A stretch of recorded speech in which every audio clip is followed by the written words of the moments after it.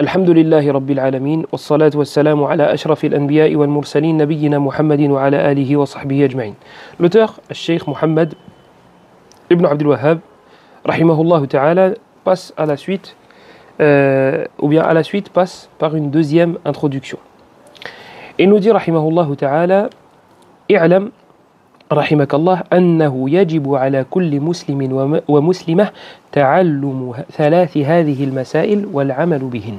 Sache qu'Allah te fasse miséricorde, qu'il est obligatoire. Alors, là, il attire l'attention de l'interlocuteur et il attire l'attention du lecteur avec i'lam, avec sache. Sache, ça précède les informations importantes. Sache, c'est pour attirer l'attention. Fa'lam annahu la ilaha illallah, comme on a vu dans le verset précédent. Et Allah, souvent dans le Coran, il utilise ce verbe-là, à l'impératif, sache, et il cite à la suite des noms ou des attributs à lui, subhanahu wa ta'ala, lui appartenant. Et dans la sunna, on voit que le prophète sallallahu alayhi wa sallam a utilisé cette façon de s'exprimer dans plusieurs hadiths, notamment le hadith qui est très connu de Abdullah ibn Abbas. واعلم أن الأمة لو اجتمعت على أن ينفعوك بشيء إلى آخره الحديث في السنن اعلم أبا مسعود أن الله أقدر عليك إلى آخره أظنه في الصحيح. Donc le prophète sallallahu alayhi wa sallam a aussi utilisé ce usloub, cette façon de s'exprimer. L'auteur suit ses pas là, suit les pas du prophète sallallahu alayhi wa sallam dans cette façon de s'exprimer. Et on a at-talattuf, on a cette façon d'être bienveillant qu'on a vu dans l'introduction et qu'on voit encore une fois ici. Qu'Allah te fasse miséricorde.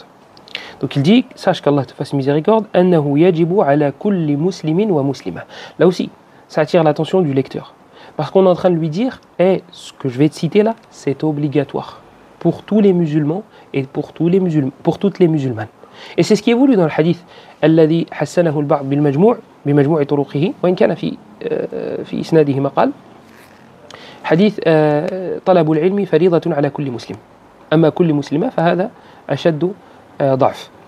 Le hadith que certains authentifient, على كل حال, dans le sens, il n'y a aucun problème là-dessus, c'est que la science est obligatoire, que la demande de la science est obligatoire pour chaque musulman. Et il est venu dans une autre version, chaque musulmane. Chaque musulmane, cette version-là est encore plus faible, sans aucun doute même. Mais dans tous les cas, le masculin l'emporte, donc les femmes, le féminin rentre dedans aussi, dans le mot musulman. Le hadith, voilà, certains l'authentifient, d'autres le rendent faible, mais dans tous les cas, son sens est bon, son interprétation est bonne. C'est que l'étude de la science est obligatoire, yani dans les choses qui nous concernent. Moi, si je suis commerçant, je suis obligé de connaître les règles du commerce. Moi, si je suis mukallaf, mukallaf, certains n'aiment pas trop ce terme-là. Si je suis responsable, si je suis pubère, je me dois de connaître obligatoirement le ghusl, salawat, comment faire la prière, comment faire le ghusl, etc., etc. Donc c'est du cas par cas. Celui qui est commerçant doit connaître les règles du commerce. Celui qui est patron d'une entreprise doit savoir comment gérer les employés, etc., etc. Chacun doit avoir de la science dans ces domaines-là. Donc là, il est en train de nous dire, moi, je ne te parle pas d'un sujet qu'il est bon de savoir. C'est bon pour ta culture générale. Non, c'est obligatoire pour chaque musulman et chaque musulmane. Donc c'est encore une fois une façon d'attirer l'attention de l'interlocuteur. I'lam, rahimakallah, annahu yajibu ala kulli muslimin wa muslima ta'allumu thalathi hadhihi al-masail. Le fait de connaître ces trois sujets-là. Wal amalu bihin, et le fait d'œuvrer avec ces trois points. Donc on va voir le premier, Inch'Allah ta'ala, aujourd'hui. Donc le premier, أن الله خلقنا ورزقنا ولم يتركنا هملا. Qu'Allah subhanahu wa ta'ala nous a créés. Allah subhanahu wa ta'ala nous dit, Allahu khaliqu kulli shay. Allah est le créateur de toutes choses. Wallahu khalaqakum wa ma ta'malun. Allah vous a créé ainsi que vos actes. أن الله خلقنا ورزقنا. Et c'est lui le donateur subhanahu wa ta'ala. C'est lui qui nous a donné toutes choses. Subsistance, c'est vaste. Ce ne sont pas seulement les biens, l'argent, les femmes, les enfants. C'est tout. Toutes les donations émanent d'Allah subhanahu wa ta'ala. La science, c'est un rizq. C'est même le rizq le plus noble. La foi, c'est un rizq. Dhaka, l'intelligence, c'est un rizq. Allah, il ne l'a pas donné à tout le monde. Il l'a donné même à très peu de personnes. la compréhension, etc. Les donations émanent d'Allah. Anna Allah khalaqana, donc il nous a créé, wa razaqana, et il nous a donné notre pourvoyance. Inna Allah huwa ar-razzaq dhul quwwati al-matin. Allah subhanahu wa ta'ala, c'est lui le pourvoyeur par excellence, subhanahu wa ta'ala. Wa ma min dabbatin illa 'ala Allahi rizquha.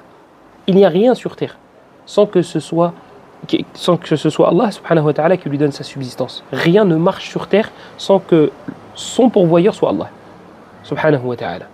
Anna Allah khalaqana wa razaqana wa lam yatrukna hamalan. Allah subhanahu wa ta'ala ne nous a pas laissé hamalan. Alors comment ils ont traduit? Sans but. Allah subhanahu wa ta'ala ne nous a... Et ça, al-uqala, les gens intelligents ne font pas des choses abathan. Les personnes intelligentes ne font pas des choses sans but, sans objectif. Ils ne vont pas se casser la tête à faire quelque chose et à la fin te dire oh, je vais tout détruire. Je vais tout détruire. Voilà, j'ai fait ça pour tout détruire. Ça, c'est quelqu'un qui n'a pas de raison qui fait ça. Quelqu'un qui n'est pas intelligent.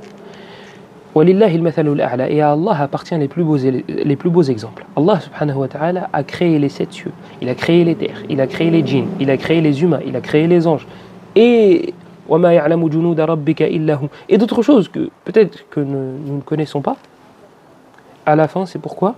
Pour rien. Hamalan, sans but. Ça n'existe pas. Ça n'existe pas. Allah subhanahu wa ta'ala nous dit dans Surat Al-Qiyamah Ayahsabu al-insanu an yutraka suda. Est-ce que l'humain pensait vraiment qu'il allait être délaissé comme ça? Biduni an yu'mar wa yunha, sans qu'on lui ordonne quoi que ce soit et sans qu'on lui interdise quoi que ce soit. أفحسبتم أنما خلقناكم عبثا وأنكم إلينا لا ترجعون فتعالى الله الملك الحق لا إله إلا هو رب العرش الكريم ومن يدع مع الله إلها آخر لا برهان له به فإنما حسابه عند ربه إنه لا يفلح الكافرون. Regardez, quand Allah subhanahu wa ta'ala, à la fin de Surat Al-Mu'minun, quand il nous dit est-ce que vous pensiez avoir été créé sans but? Regardez qu'est-ce qu'il dit juste après. Fata'ala Allahul malikul haq. Allah est exalté, Allah est au-dessus de cela, du fait de faire quelque chose sans but, sans objectif. Je vous ai dit, les uqala, les gens intelligents parmi les enfants de Adam ne font pas ce genre de choses. Que dire du Seigneur des intelligents? Que dire du Seigneur des univers?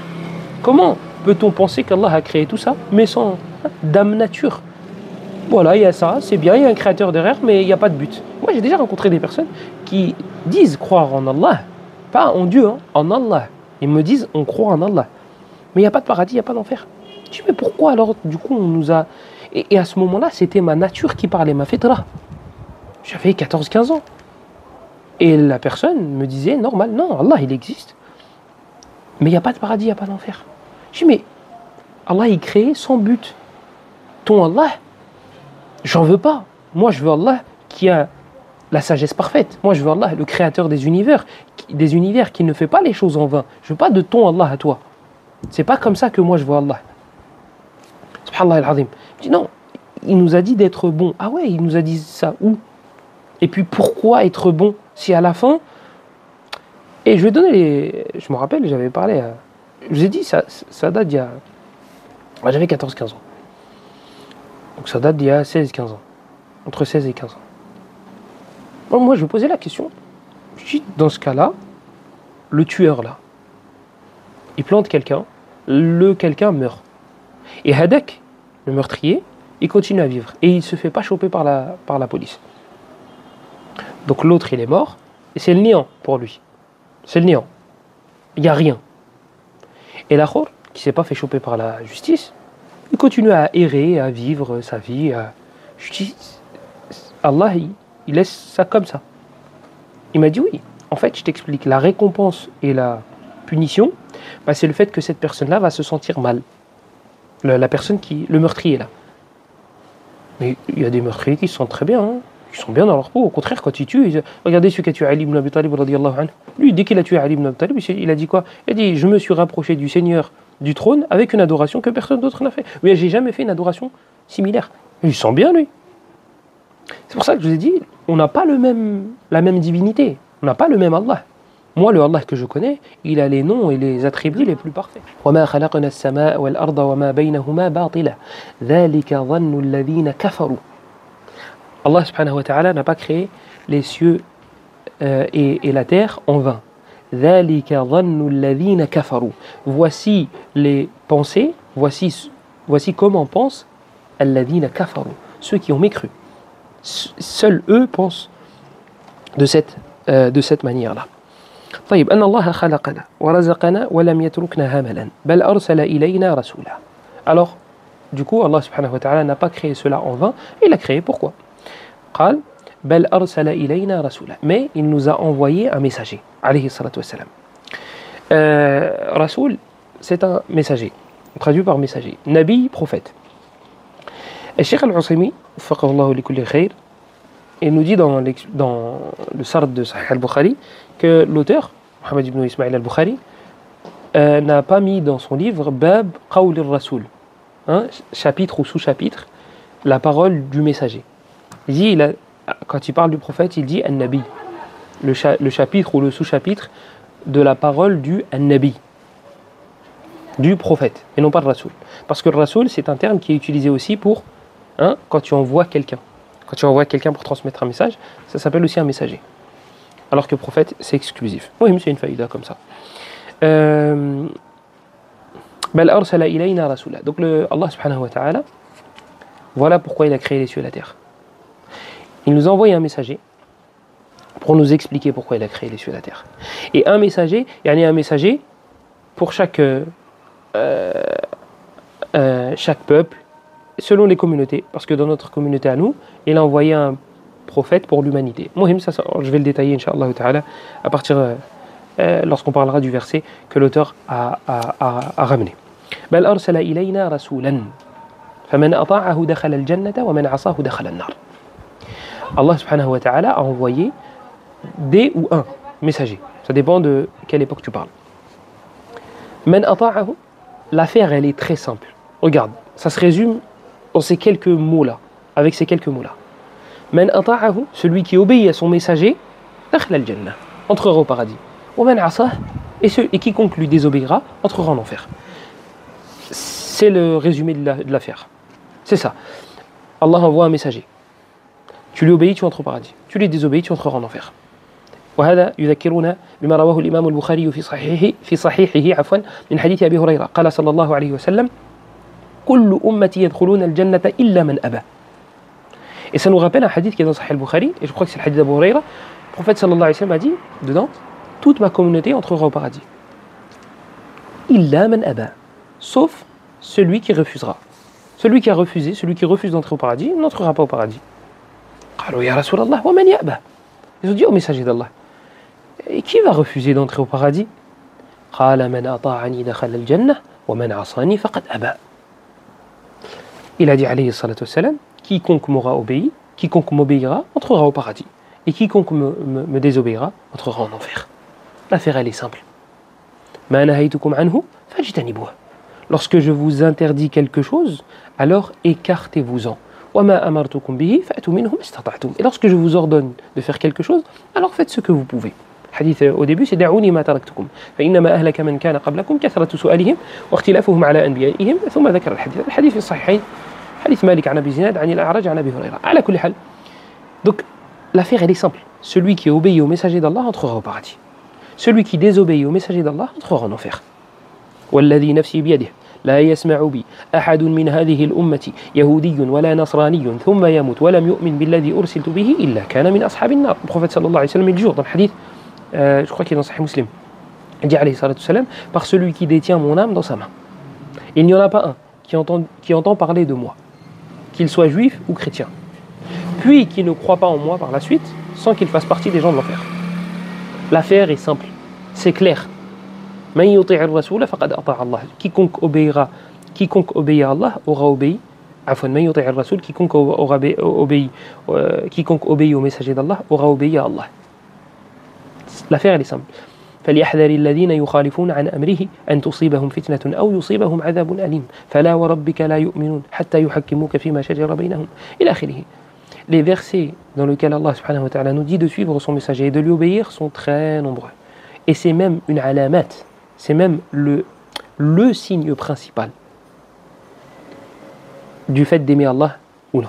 قل إن كنتم تحبون الله, dit si vous aimez réellement Allah fattabi'uni. Alors suivez-moi. Suivez qui? Mohammed. Sallallahu alayhi wa ala alihi wa sallam. Hadith dans Sahih Muslim. Hadith de Salama ibn Amr ibn al-Akwa, radiyallahu anhu. Le prophète sallallahu alayhi wa sallam a vu un homme manger avec sa main gauche. فقال النبي صلى الله عليه وسلم كل بيمينك. Le prophète sallallahu alayhi wa sallam lui a dit mange avec la main droite.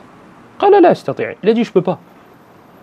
Le prophète sallallahu alayhi wa sallam lui a dit لا استطعت ما منعه إلا الكبر. Que tu ne puisses jamais l'a empêché de manger avec sa main droite, cette personne-là, que l'orgueil. Et cet homme-là n'a plus jamais levé sa main droite. Vous avez vu la dangerosité de ne pas écouter le messager d'Allah sallallahu alayhi wa sallam. Abu Bakr as-Siddiq dans Sahih al-Bukhari, qu'est-ce qu'il disait? والله لست تاركا شيئا كان النبي يأمر به إلا عملت به فإني أخشى إن تركت شيئا من أمره أن أزيغ. Abu Bakr radiyallahu anhu, il disait Wallahi, je ne délaisserai jamais quelque chose que le prophète sallallahu alayhi wa sallam m'a ordonné de faire. فإني أخشى إن تركت شيئا من أمره أن أزيغ.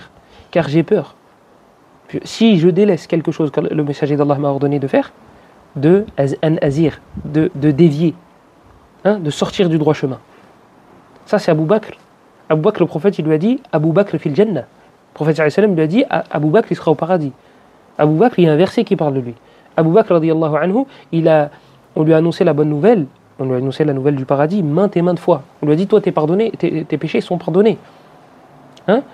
وما يدريك يا عمر لعل الله قد اطلع على أهل بدر فقال اعملوا ما شئتم فإني قد غفرت لكم. Abu Bakr radiyallahu anhu, il était à ce moment-là, il était présent à ce moment-là. Et pourtant il dit non, moi je ne délaisse rien des choses que le prophète sallallahu alayhi wa sallam m'a ordonné de faire. Parce que j'ai peur de dévier. Et regardez, après la mort du prophète sallallahu alayhi wa sallam, à la troisième rak'at du Maghrib, qu'est-ce qu'il disait? ربنا لا تزغ قلوبنا بعد إذ هديتنا وهب لنا من لدنك رحمة. Il disait, Ya Allah, ne détourne pas nos cœurs. Un verset dans Surat Ali Imran. Il dit, ne détourne pas nos cœurs, après nous avoir guidés. ويروى, et on rapporte, même si les chaînes de transmission qui parlent de cela laissent à désirer, qu'Abu Bakr radiyallahu anhu disait, Wallahi, je ne me sens pas à l'abri du stratagème d'Allah, même si j'avais un pied au paradis. Et lui, il met un pied au paradis, il a peur que le deuxième n'entre pas. Pourquoi? À cause des péchés qu'il a fait. Peut-être qu'Allah va se venger à ce moment-là. Donc si des personnes comme ça avaient peur de délaisser les ordres du prophète sallallahu alayhi wa sallam et le suivi du prophète, mais que dire de nous? Que dire de nous? Le prophète sallallahu alayhi wa sallam nous dit aussi, il nous donne un exemple. Il nous dit dans le hadith de Jabir dans Sahih Muslim, Mathali wa mathalukum. L'image qu'il nous donne alayhi salatu wa sallam de lui et nous, مثلي ومثلكم كمثل رجل أوقد نارا فجعل الجنادب والفراش يقعن فيها وهو يذبهن عنها وأنا آخذ بحجزكم عن النار وأنتم تفلتون من يدي. Le prophète sallallahu alayhi wa sallam, il dit, mon image et la vôtre est semblable à une personne qui a allumé un feu. Un homme qui allume un feu. فجعل الجنادب والفراش يقعن فيها. Les insectes, quand ils ont vu le feu, ont commencé à sauter dans celui-ci. Eh bien c'est nous. On se rapproche du feu, on se jette dans le feu, on suit nos passions. Et moi je vous attrape, je vous attrape fermement par vos ceintures pour ne pas que vous tombiez dedans. Et vous glissez de mes mains. Alayhi salatu wassalam. لقد جاءكم رسول من أنفسكم. Est certes venu auprès de vous un messager min anfusikum. Aziz, laqad ja'akum rasulun min anfusikum. Azizun alayhi ma anittum harisun alaykum bil mu'minina raufur rahim. Ce qui est dur pour vous est dur pour lui. Il a de l'empathie alayhi salatu wassalam. Et c'est pour ça que c'est venu dans le hadith. Quand Jibril est venu voir Allah, quand Jibril est venu voir le prophète sallallahu alayhi wa sallam, il l'a trouvé en prière en train de pleurer. Quand il récitait in tu'adhibhum fa innahum ibaduk. Quand il récitait la fin de Surat al-Ma'idah. Et le prophète sallallahu alayhi wa sallam disait Ummati, Ummati, disait ma communauté. Il a vu ce qui est arrivé au peuple de Isa. Il a vu ce qui est arrivé au peuple de Ibrahim. Il a peur pour nous. Jibril, quand il l'a vu dans cet état-là et qu'il a parlé à Allah subhanahu wa ta'ala, Allah lui a posé la question Wa huwa a'lam. Il a dit qu'est-ce que Muhammad sallallahu alayhi wa sallam fait ou qu'est-ce qu'il demande? Et Jibril alayhi salam lui dit il a peur pour sa communauté. Jibril alayhi salam annonce la bonne nouvelle au prophète sallallahu alayhi wa sallam. Allah lui dit, il dit à Jibril, va dire à Muhammad sallallahu alayhi wa sallam, inna sanurdika fi ummatik. Nous allons te satisfaire concernant ta communauté. Nous allons te satisfaire. Alayhi salatu wassalam. Donc, le suivi du prophète sallallahu alayhi wa sallam est obligatoire si on veut accéder au paradis. Et Abdullah ibn Amr ibn al-As radiyallahu anhuma, dans le Musnad de l'imam Ahmed. Et ce hadith a été authentifié par Al-Hakim et par Al-Wadi'i, par Al-Albani, rahmatullahi ala al-jami'. عبد الله بن عمرو بن العاص كنت أكتب كل شيء أسمعه من رسول الله صلى الله عليه وسلم أريد حفظه. Il disait, j'écrivais toutes les choses que je voulais mémoriser qui sortaient de la bouche du prophète sallallahu alayhi wa sallam. Toutes les paroles que je voulais mémoriser de la bouche du prophète, toutes les paroles que je voulais mémoriser qui sortaient de la bouche du prophète sallallahu alayhi wa sallam, je les écrivais pour les mémoriser. فمنعتني قريش. Et Quraysh m'ont dit, ne fais pas ça. إنه بشر يتكلم في الغضب والرضا. C'est un humain. Il parle parfois sous l'effet de la colère et parfois sous l'effet de la joie. قال فأمسكت عن الكتاب. Il a dit, j'ai arrêté d'écrire. فذكرت ذلك لرسول الله صلى الله عليه وعلى آله وسلم. Il a dit, j'ai évoqué cela au messager d'Allah. Et le prophète, qu'est-ce qu'il lui a répondu? Qu'est-ce qu'il lui a répondu alayhi salatu wassalam? Uktub, écris. فوالذي نفسي بيده ما خرج مني إلا حق. Car par celui qui détient mon âme dans ses mains, ما خرج مني إلا حق. N'émane de moi, ne sort de ma bouche que la vérité. N'émane de moi, ne sort de ma bouche que la vérité. Sallallahu alayhi wa alihi wa sallam. طيب, est-ce qu'il reste des hadiths que je voulais citer, ou des textes ou des commentaires?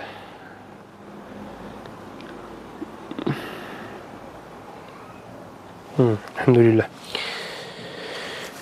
طيب, il nous dit le cheikh رحمه الله وقدس الله روحه قال فمن أطاعه دخل الجنة ومن عصاه دخل النار.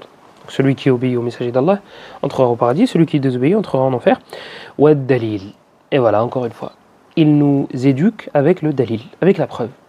Pas le cheikh c'est un grand cheikh, le cheikh c'est un imam, c'est un mujaddid, il a dit, khalas, on s'arrête là. La dalil, akhi.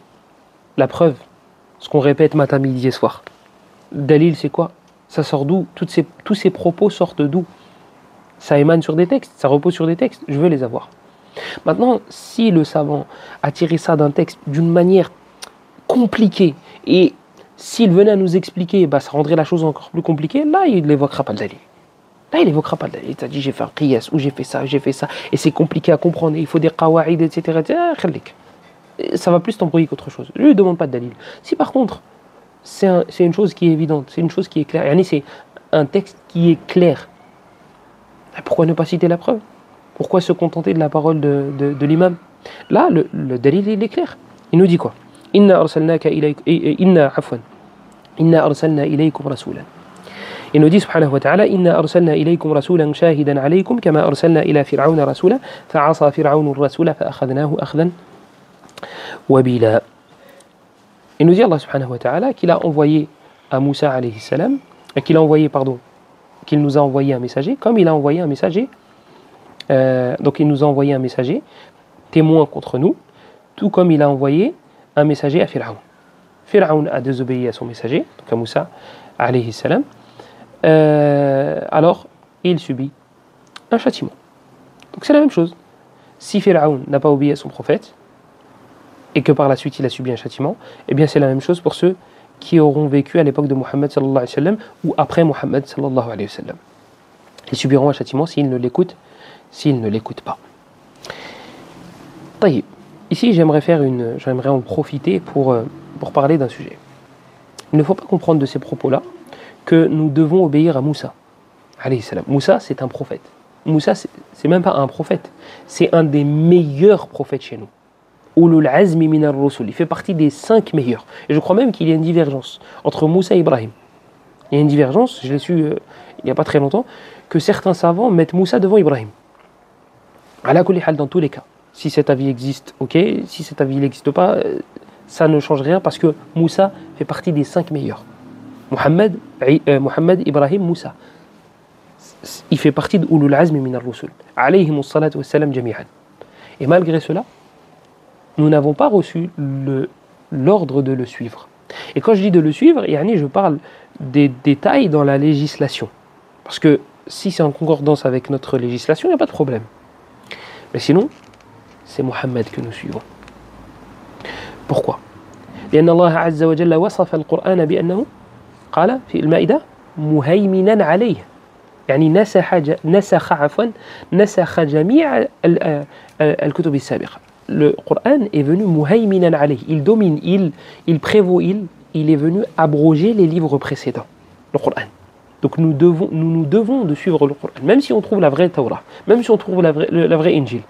Le Coran muhayminan ala hadhihi al-kutub. Le Coran, il prévaut, le Coran, il est au-dessus de ces livres-là. وهذا ما صرح به نبينا صلى الله عليه وسلم في سنته. Et cela a été dit explicitement par le prophète sallallahu alayhi wa sallam. Et avant de passer à ce qui est venu dans la sunna, on va citer ce qui est dans le Coran. Dans le Coran, Allah subhanahu wa ta'ala nous dit que Muhammad sallallahu alayhi wa sallam est un messager pour l'univers, pour l'humanité plutôt, entière. Ce qui n'était pas le cas pour les prophètes qui étaient venus avant notre prophète sallallahu alayhi wa sallam. Afwan pour le bafouillage. Allah subhanahu wa ta'ala nous dit dans Surat Al-A'raf يا أيها الناس إني رسول الله إليكم جميعا. Et nous dit dans le Furqan تبارك الذي نزل الفرقان على عبده ليكون للعالمين نذيرا. للعالمين نذيرا. Et nous dit dans Saba, je crois وما أرسلناك إلا كافة للناس بشيرا ونذيرا. Et nous dit il en manque الأنبياء, je crois الأنبياء وما أرسلناك إلا رحمة للعالمين. Tous ces versets qui parlent du fait que Muhammad sallallahu alayhi wa sallam est venu pour l'humanité et non pas pour une partie de l'humanité. Et c'est venu dans sa sunna في الصحيحين قال أظن حديث أبي هريرة قال أعطيت خمسا لم يعطهن أحد قبلي. On m'a donné 5 choses qui n'ont pas été données à ceux d'avant moi. قال أعطيت الشفاعة وكان النبي يبعث إلى قومه خاصة وبعثت إلى الناس كافة. في رواية وبعثت إلى كل أحمر وأسود. Le prophète sallallahu alayhi wa sallam nous dit et les prophètes étaient envoyés à un peuple précis et j'ai été envoyé pour tous les gens. Et vous avez entendu aussi le hadith précédemment walladhi nafsu Muhammadin biyadihi, hadith que j'ai cité tout à l'heure dans Sahih Muslim. Il n'y en a pas un qui entend parler de moi, qui soit juif ou chrétien, puis qui ne croit pas en moi sans qu'il fasse partie des gens de l'enfer. L'Aïcha va sonner. Donc pour dire, ce texte-là parle du fait que Muhammad sallallahu alayhi wa sallam a été envoyé pour l'humanité. Il y a un hadith que je voulais vous citer encore, et c'est venu sarihan que le prophète sallallahu alayhi wa sallam, que Moussa alayhi salam, il était sorti et que Muhammad était là, donc les deux étaient sortis en même temps, on n'aurait pas eu d'autre choix que de suivre Muhammad. هذا الحديث رواه الإمام أحمد في المسند وعزاه الشيخ محمد بن عبد الوهاب المؤلف في فضل الإسلام إلى النسائي وليس هذا موجودا في نسخنا. جاء في سنن الدارمي في مسند الإمام أحمد وجاءت رواية في سنن الدارمي وهو حديث جابر عن عمر وهو حديث طويل ألخصه وفيه ضعف لأن فيه مجالد بن سعيد لكن له شواهد. Prophète sallallahu alayhi wa sallam nous dit dans ce hadith-là لو بدا لكم موسى فاتبعتموه وتركتموني لضللتم. Si Moussa était apparu et que vous l'aviez suivi et que vous m'aviez délaissé, لضللتم, vous auriez été égarés. Ça c'est la version de Darimi. Et j'ai choisi volontairement cette version-là parce qu'elle est encore plus explicite que les précédentes. Dans les autres versions, vous avez لو أن أخي موسى كان حيا ما وسعه إلا اتباعي وفي رواية إلا أن يتبعني. Si mon frère Moussa, et dans une autre version, si Moussa était vivant, il n'aurait pas eu d'autre choix que de me suivre. هذا والله أعلم وصلى الله وسلم وبارك على نبينا محمد وعلى آله وصحبه أجمعين والحمد لله رب العالمين.